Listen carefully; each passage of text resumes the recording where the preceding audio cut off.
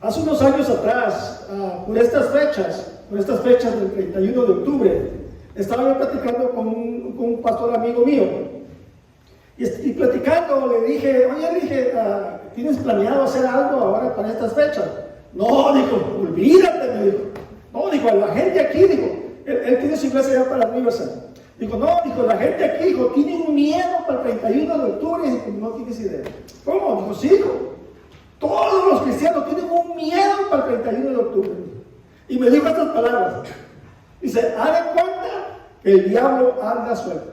Así me dijo. Digo, no salen a ningún lado, no quieren salir a ningún lado porque tienen un miedo horrible al 31 de octubre. El 31 de octubre va a caer el próximo domingo, ¿eh? Espero que usted venga a la iglesia. No tenga miedo. Mateo 16, 18 dice así. Y yo también te digo que tú eres Pedro, y sobre esta roca edificaré mi iglesia, y las puertas del Hades no prevalecerán contra ella.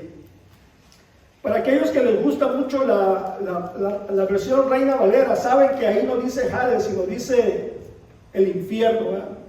Algunas versiones dicen ahí, dice, y las puertas del infierno no prevalecerán contra ella. La Biblia es un libro para todo el mundo. Está hecho para todo el mundo. Pero tenemos que tomar en cuenta cuando la leemos que la Biblia no fue dicha para nosotros en primer lugar. O sea, había otras personas antes que nosotros que les escucharon y a ellos se dirigió la palabra de Dios. La palabra de Dios sigue siendo efectiva para nosotros y seguirá siendo efectiva por los tiempos, por las generaciones. No importa lo que pase, la palabra de Dios siempre va a prevalecer. Pero es muy importante para aquellos que queremos entender la Biblia, entender el tipo de cultura, o sea, cómo vivían las personas hace 2000 años atrás, cómo pensaban, qué idioma hablaban, porque de esa manera vamos a poder entender mucho mejor la Biblia. La cultura de aquellos tiempos era la cultura más predominante. Por ejemplo, nosotros sabemos que en Estados Unidos cualquier moda que salga aquí en Estados Unidos, en todo el mundo se hace. O sea, se empieza aquí una moda y en todo el mundo se hace. Yo recuerdo que allá para los 70s, 80s, acá comenzó el movimiento de los 60 de los psicodélicos, ¿verdad? Que andaban con sus pantalones acampanados y eso. Y a nosotros todavía no había internet, nos llegó como un poquito más tarde, como por ahí de los 70s. Y entonces yo conocí a alguien que iba a Canadá y se compraba sus bostonianos. No, usted no sabe, los bostonianos eran unos zapatos que tenían una plataforma así y un taconzote así. ¿Ah? ¿Te acuerdas, Miguel? Usaste de eso y luego tus campanotas así. Y tus pantalones de terleca, ¿ah? Y tus camisas de esas que se miraban como a una milla de distancia, floreadas. Y un montón de collares que se ponía uno, ¿ah? Y los que teníamos afro, pues nos dejamos el afro, ¿ah? Para presumir, ¿verdad? Pero era influencia de lo que pasaba aquí. En los tiempos de Jesús, la cultura que más influenciaba era la cultura griega. Influenciaba en todos los aspectos, en cómo pensaban, en cómo hacían religión. Es más, el lenguaje o el idioma más predominante era el idioma griego. Como hoy en día, si usted se quiere comunicar con alguien de otro país, ¿cuál es el idioma? No le hablo usted en español, le hablo usted en inglés, porque es el idioma que es el predominante, es como el que nos comunicamos con todo el mundo. ¿Me está entendiendo? El inglés es el idioma predominante. En los tiempos de nuestro Señor Jesús, el idioma predominante era el griego. Es por ello por lo que la mayoría de lo que nosotros conocemos como el Nuevo Testamento fue escrito en griego. Por eso esta parte dice, pues déjeme hablarle un poquito de la cultura griega. La cultura griega, de todas las culturas y filosofías que ha habido en la historia de la humanidad, la cultura griega ha sido la que más ha influenciado en el mundo hasta el día de hoy. Hasta el día de hoy ha influenciado mucho en el mundo. Los griegos tenían muchísimos dioses. Y uno de los dioses era Hades o Hades. Es más, hay un videojuego que se llama Hades, right? It's a video game named Hades. ¿Tú lo conoces? Yo no. videojuego que se llama Hades. Hades, según la cultura griega, era el que estaba a las puertas del infierno. Era el que te dejaba pasar o te echaba por fuera. Pero él estaba a las puertas del infierno. Y los griegos pensaban que el infierno, ¿sabe dónde estaba? En lo profundo. Por eso muchos de nosotros pensamos que el infierno está ¿en dónde? En lo profundo. Muchos pensamos que el infierno está en lo profundo. Y pensamos que Dios está ¿en dónde? En los cielos, ¿verdad? ¿Me está entendiendo? Ahora, escúchenme bien. Yo no sé usted, pero yo algunas veces he dicho, wow, esto es un infierno. Esto no se lo deseo ni a mi peor enemigo. No sé si usted ha pasado así o está escuchando a alguien que de repente está en una situación tan difícil que lo primero que dice, no, esto es un infierno. Esto yo no lo quiero vivir. Pero hay veces que también yo he dicho, wow, este es el cielo. O sea, me estoy comiendo un cheesecake con fresas arriba, con un café guatemalteco casi cielo. O sea, wow, o sea, estoy en el casi cielo. ¿Entiendes? Entonces quiere decir que la mayoría de las veces el cielo y el infierno son circunstancias que estamos viviendo. Más que un lugar específico, son circunstancias en las que estamos viviendo o las que estamos pasando. Y yo también te digo que tú eres Pedro y sobre esta roca edificaré mi iglesia, dijo nuestro Señor Jesús. Nuestro Señor Jesús le dice estas palabras a Pedro después que él le contestó la pregunta que él les hizo a sus discípulos. Él les preguntó a sus discípulos, ¿y ustedes quién dicen que son? ¿Y ustedes quién dicen que son? Antes de leer eso, la Biblia nos dice que Jesús se había apartado con sus discípulos y se fue a una región que se llamaba Cesarea de Filipo. Para que usted me entienda bien, haga de cuenta que usted va a Los Ángeles y sube el Grapevine, ¿verdad? Pero antes de subir hasta arriba, usted se para y voltea usted a ver para atrás y usted mira Bakersfield, ¿verdad? Cesarea de Filipo era como una meseta. Ellos podían mirar toda la ciudad desde arriba. Y lo que más se miraba, escuche bien, lo que más se miraba, porque eran los edificios más altos, lo que más se miraba eran los templos. Y eran templos para una multitud de dioses. Eran templos para dioses asirios, dioses egipcios y sobre todo dioses griegos. Para Zeus, para Apolo, para Hades. Para todos ellos había un montón. Y escúcheme bien, y quiero que tengan en su mente esto. Jesús está arriba. Están mirando todo esa religiosidad que hay. Y Jesús les pregunta, ¿quién dice la gente que yo soy? Lo primero que les pregunta Jesús, ¿quién dice la gente que yo soy? Y los discípulos le contestaron, dice la Biblia, le dijeron, hey, algunos creen que tú eres Juan el Bautista, que resucitó.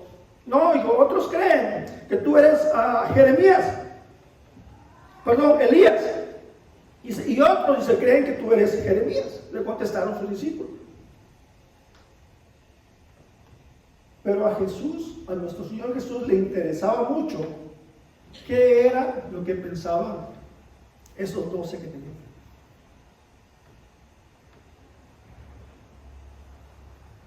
Jesús ya pasó casi 3 años con ellos. Escuche bien, Jesús casi ya pasó 3 años con ellos. Lo han mirado sus enseñanzas, lo han mirado completamente.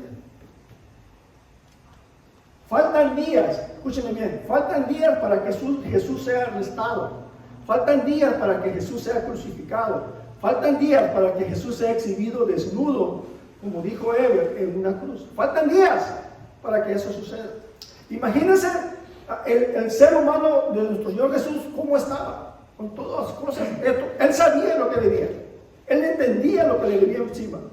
Y estando ahí con sus discípulos, él quiere saber si después de haber pasado 3 años con ellos, alguno de ellos ya le cayó el 20. Pues. O sea, nuestro Señor Jesús quería saber si después de casi 3 años, alguno de ellos ya había entendido quién era Él. Él quería saber si alguno de ellos ya había, de perdida, se hubiera dado cuenta, wow, ahora yo sé quién es Jesús. O sea, él quería saber si después que él partiera, todavía iba a haber hombres que iban a seguir su obra, que iban a construir su reino. O sea, quiero que entienda que esto era crucial para el cristianismo. Esto era crucial para nuestro Señor Jesús. Él quería saber si de perdida uno o dos de ellos habían entendido después de 3 años.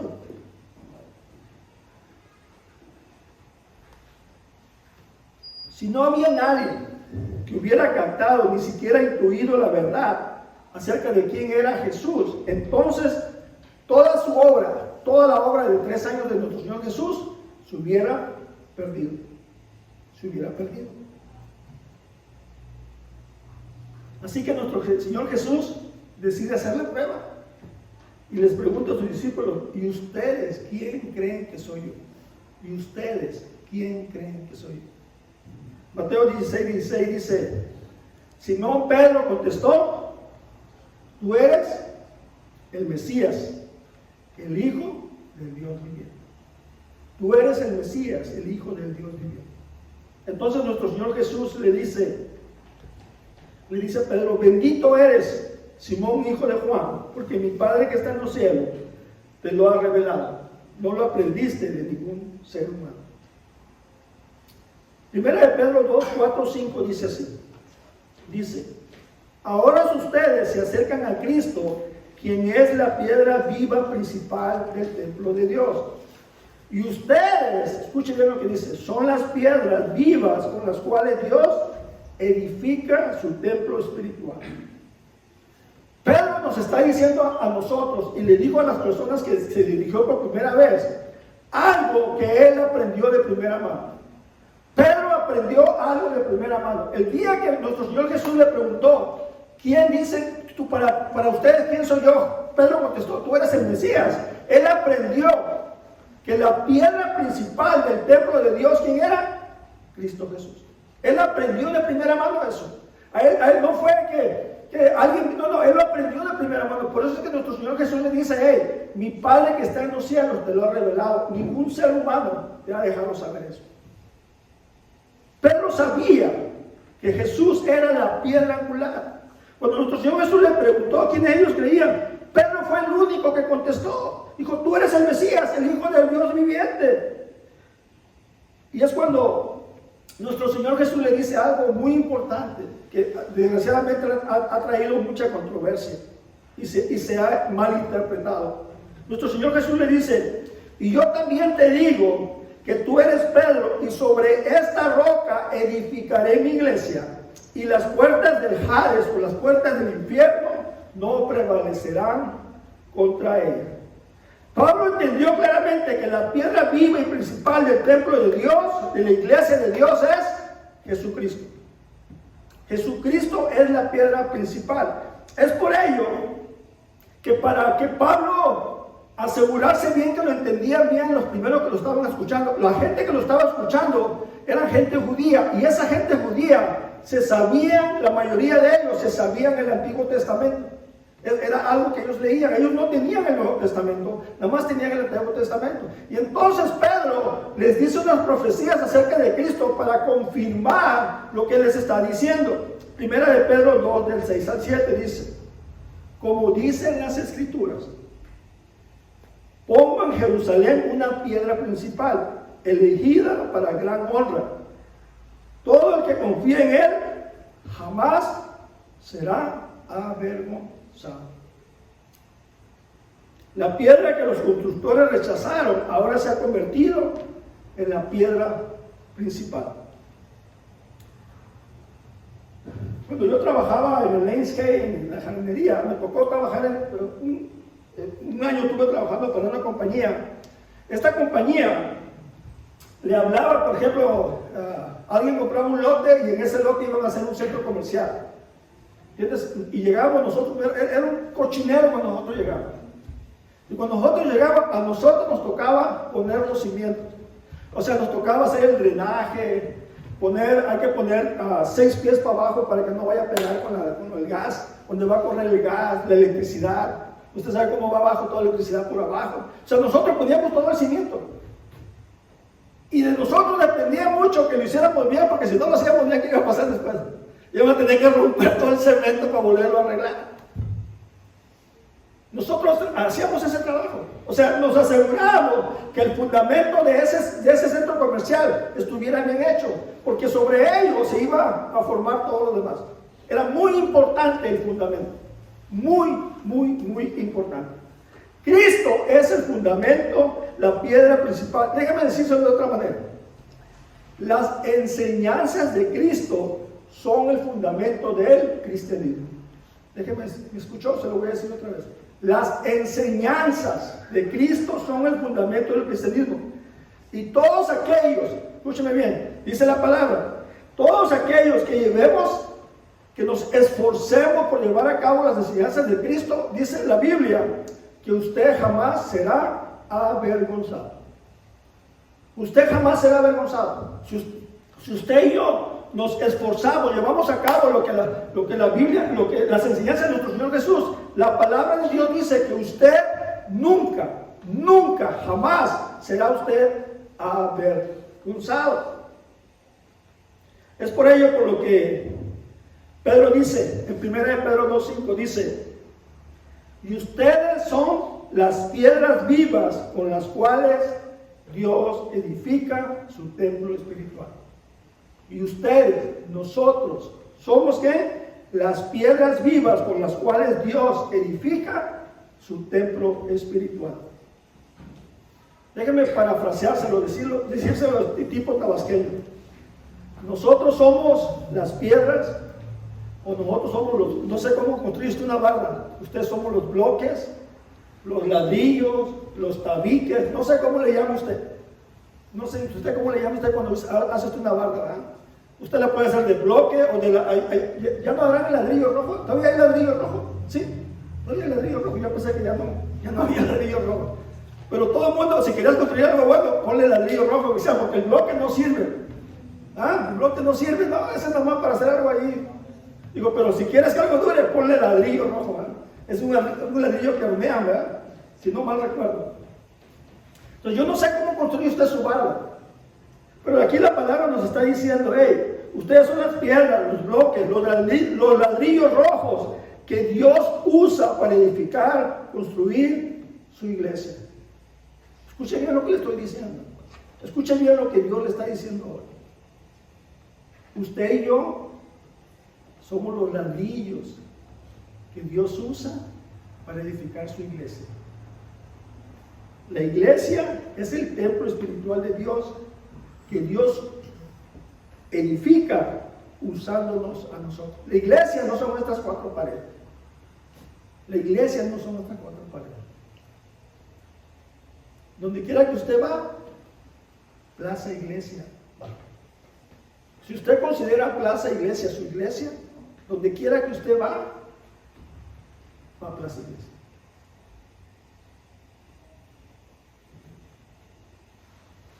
Si usted se trae el café, las servilletas y cuestiones ahí de su trabajo, dijo, ¿cómo tú vas a Plaza Iglesia? ¿Qué iglesia?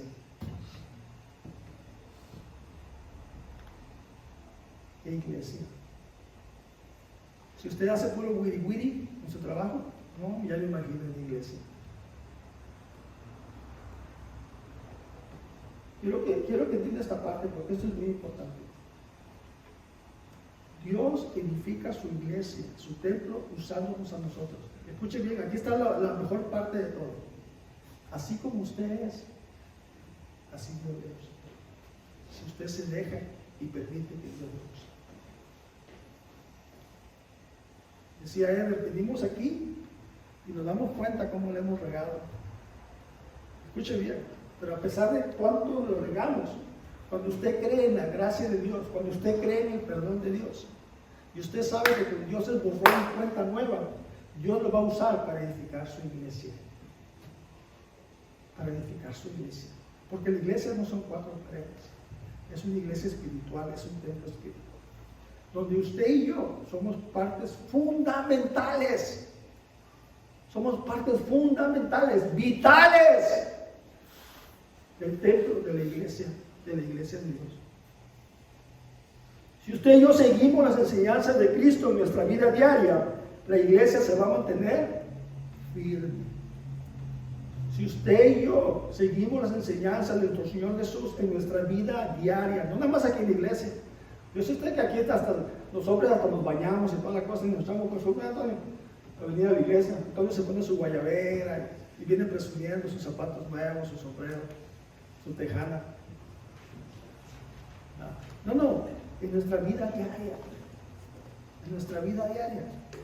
En nuestra vida diaria. Si usted y yo seguimos esas enseñanzas, la iglesia se va a mantener firme. Y no nada más firme, se va a mantener firme. ¿Sabe qué va a pasar también? Va a crecer. Va a crecer. Y las puertas, escúchame lo que le voy a decir, y las puertas del Hades, las puertas del infierno, no podrán contra ella. No podrán contra ella. Por eso Pedro dice después en 1 Pedro 2:21, dice él, pues Dios los llamó a hacer lo que, ¿está leyendo? Dios los llamó a hacer qué, todavía no está. 1 Pedro 2:21, todavía no está. ¿Quién está allá atrás? Ya está, ok. 1 Pedro 2:21 dice, pues Dios los llamó a hacer qué, aunque eso qué, signifique que tenga que sufrir tal como Cristo sufrió por usted. Y luego lea lo último, Él es su ejemplo y debe seguir sus pasos. Si usted y yo ya hemos saboreado la amabilidad de Cristo, de su perdón, no podemos seguir haciendo lo malo. Es que ya saboreamos, ya probamos, pues. Es como cuando usted va a un buen restaurante, ¿verdad? Y se come usted un buen platillo y ya no está a otro restaurante, no, pues unos frijoles negros volteaditos y luego agarras unos frijoles así más como que no sabe.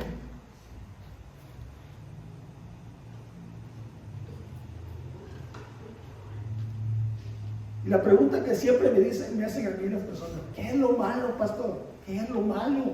¿Qué es lo malo para no hacerlo? ¿Qué es lo malo? De acuerdo a la Biblia, todo aquello que está en contra de las enseñanzas de Cristo. Todo aquello que está en contra de las enseñanzas de Cristo, eso es lo malo. Eso es lo malo. Debemos hacer lo bueno, aunque eso que nos cueste, dice la Biblia, como le costó a Cristo. A nuestro Señor Jesús, él lo estaba diciendo, él fue avergonzado, fue golpeado, fue escupido, fue latigueado. O sea, a él le costó, pues. O sea que cuando nuestro Señor Jesús nos manda a hacer algo, es porque él ya puso el ejemplo, pues. Yo siempre se los he dicho, nuestro Señor Jesús nunca le va a mandar a hacer algo que él no haya puesto el ejemplo primero. Nunca, nunca. Él siempre nos ha puesto el ejemplo. Es por ello por lo que Pedro nos dice que Cristo es nuestro ejemplo, por lo cual debemos seguir sus pasos, en otras palabras, sus enseñanzas. Nosotros debemos seguir sus enseñanzas. Quiero acabar hoy pidiéndoles un favor. Quiero que por favor se pongan de pie. Pónganse de pie, por favor.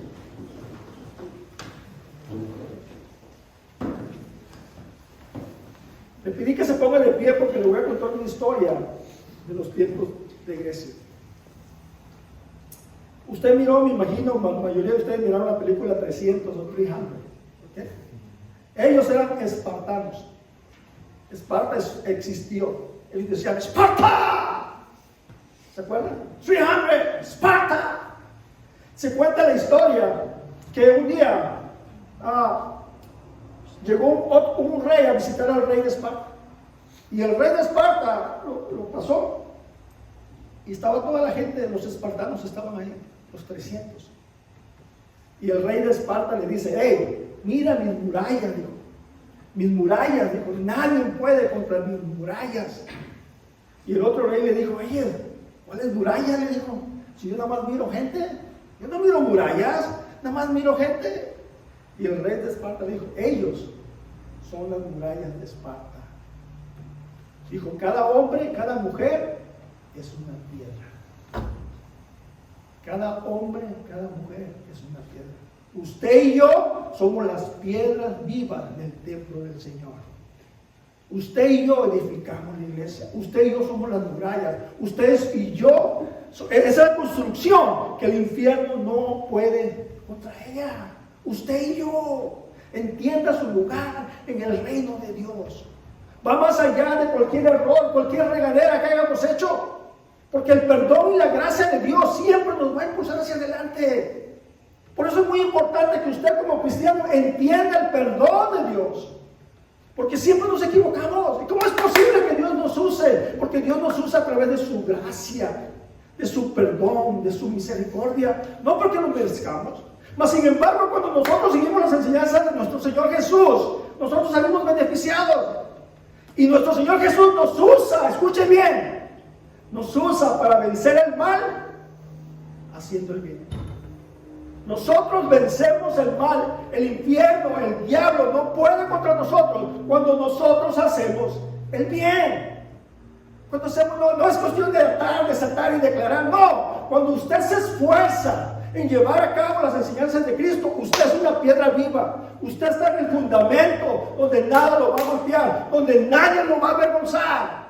Nadie lo va a avergonzar. Si usted se para ahí, nosotros somos esas murallas. Quiero que se vaya hoy a su casa con ello. Usted es parte vital de la iglesia de Jesucristo. Usted es una piedra viva. Usted es una piedra viva. Llevemos a cabo las enseñanzas de nuestro Señor Jesús. Y como dice Romanos 12:21, no dejen que el mal los venza, más bien venzan el mal, ¿cómo? Haciendo el bien. Más bien venzan el mal haciendo el bien. Oremos. Padre, te damos gracias por tu amor, te damos gracias por tu misericordia. Señor, gracias, oh Dios, porque usted, en su infinita misericordia, desea usarnos. Aún con nuestros errores, con nuestras batallas, esas batallas internas que hay en nosotros, ¿sí? Esas luchas internas que hay en nosotros, Señor, cuando sabemos que no debemos hacer cosas, pero está esa ansiedad dentro de nosotros. Cada uno de nosotros vivimos eso. Señor, ayúdanos hoy a entenderlo, Señor. Que cada vez que nos esforzamos, Señor, tu Santo Espíritu nos ayudará, nos empujará, nos animará, nos exhortará. Padre, ayúdanos, oh Dios. Yo estoy seguro que cada uno de los que estamos aquí, Señor, queremos honrar, pero le ocupamos, Señor. Necesitamos de su gracia, de su perdón. Padre, yo le doy gracias por cada una de las piedras que hoy están aquí. Usted las conoce mucho mejor que yo. Bendígalas en su nombre, en el nombre de Cristo Jesús. Y todos decimos amén.